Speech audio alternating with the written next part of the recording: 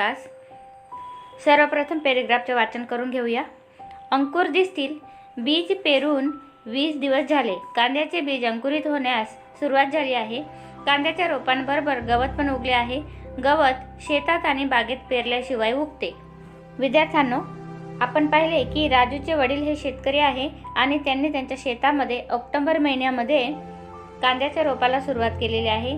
त्यासाठी त्यांनी सुरुवातीला जमीन खोदली, त्यानंतर त्यामध्ये कांद्याच्या बिया टाकल्या आणि कांद्याच्या पिकासाठी शेती तयार केली आणि आता बीज पण पेरले गेलेले आहेत। तर आता बीज टाकून 20 दिवस झालेले आहे आणि कांद्याचे बीज अंकुरित झालेले आहे।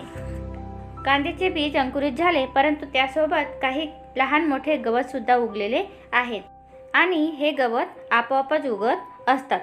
पुढे दिलं आहे, शेतीच्या पिकांमधून गवत दूर करण्यात आले नाही तर पीक बरोबर येत नाही। आई, काका आणि मी वडिलांना यासाठी मदत करतो।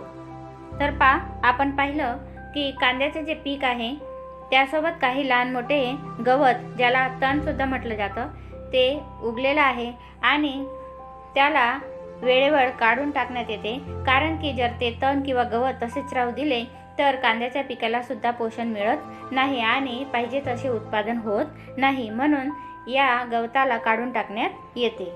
तर राजू सांगतो की आई, काका आणि राजू स्वतः यासाठी वडिलांना मदत सुद्धा करतात। पुढे वाचूया। उगलेले रोप। कांद्याच्या पिकांना पाहून मला आनंद होतो। ते माझ्या गुडघ्या एवढे उंच झाले आहेत, पाने पिवळी झाली आहेत आणि सुकली आहेत। याचा अर्थ कांद्याचे पीक तयार झाले आहे, त्याला काढावे लागेल। तर कांद्याचे जे पिकं असतात त्यांची वाढ आपल्या गुडघ्याने एवढी असते। तेवढे वाढल्यानंतर काही दिवसांनी पाने पिवळी होऊन जातात आणि नंतर ती पाने सुकली म्हणजे आपण समजायचे की कांद्याचे पीक आता तयार झालेले आहे। साधारणतः कांद्याचे पीक तयार व्हायला पेरल्यानंतर 3 ते 4.5 महिन्याचा कालावधी लागतो। त्यानंतर कांद्याचे पीक काढले जातात। पुढे आपल्याला प्रश्न दिलेला आहे, तुम्ही शेतात पाहिलेल्या कोणत्याही पिकाचे चित्र काढा। विद्यार्थ्यांना, तुम्ही तुमच्या गावाला जात असतील तर तेथे तुमच्या नातेवाईकांकडे शेती असेल आणि त्या शेतामध्ये विविध पिकं घेतलेले असतात। तर त्यापैकी तुम्ही कोणते कोणते पिकं पाहिलेली आहेत? गव्हाचे, बाजरीचे, ज्वारीचे, ऊसाचे, कापसाचे वगैरे पिकं तुम्ही पाहिलेच असतील। जर तुम्ही पाहिले नसतील तर येथे काही पिकांचे चित्र मी तुम्हाला दिलेले आहेत, ते पहा। हे आहे ज्वारीचे, नंतर गव्हाचे आणि हे सोयाबीनचे पीक आहे। पुढे वाचूया। तुम्हाला माहित आहे का, घरातील प्रत्येकाला कांद्याच्या पिकाला लावण्यासाठी मदत करावी लागेल। ते वेळोवेळी होणे खूपच आवश्यक आहे। जर आम्ही उशीर केला तर ते कांद्याचे पीक जमिनीतच सडून जाईल आणि आमची सर्व मेहनत वाया जाईल।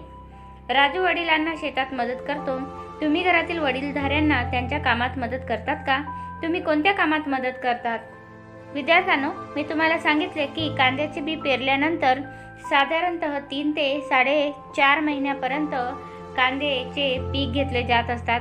जर त्यापेक्षा जास्त उशीर केला तर कांद्याचे जे पीक असतात ते जमिनीतच सडून जातात, म्हणून त्यांना वेळेवर काढणे खूपच गरजेचे असते।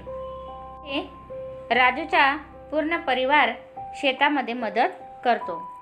तुम्ही सुद्धा तुमच्या आईला घरकामात अथवा घरातील इतर कामांमध्ये मदत करत असाल तर कोणकोणत्या कामामध्ये तुम्ही मदत करतात ते या चित्राच्या खाली ज्या 2 ओळी दिलेल्या आहे त्यामध्ये तुम्ही कोणकोणत्या कामात मदत करतात त्याविषयी लिहायचं आहे। चला तर विद्यार्थ्यांनो, आजचा तास इथे पूर्ण करूया। नमस्कार।